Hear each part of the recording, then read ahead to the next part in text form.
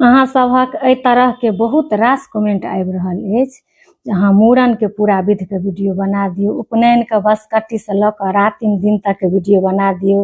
लड़की विवाह के वीडियो बना दियो, लड़का विवाह में की सब पड़ै छै से वीडियो बना दियो।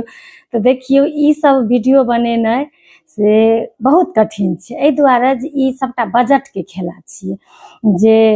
किनकर केहन बजट छनि, के केना कोन चीज देबऽ चाहै छथिन। तऽ ताहि दुआरे हम बहुत एहिपर केलिए, लेकिन नहीं हमरा लागल जे वीडियो बनेलासँ सब गोटा के समाधान नहीं हैत आ सब लेल पर्सनल तऽ हम बुझबे नहीं जे किनकर की बजट यऽ। ताहि दुआरे एहि लेल अहाँ सबके हमरा से पर्सनल संपर्क करऽ पड़त और अहाँ के से बताबऽ पड़त जे हमर ई बजट अछि, तो ओहिमे हम अहाँ सबके बढ़िया से बता देब। ताहि दुआरे ओना अगर कतौ विध लग अहाँ सब अटकै छियै तऽ ओ कहब तऽ छोट छिन वीडियो हम एकटा विध के कतौ कम बना सकै छी, आ संपूर्ण वीडियो बनेनाइ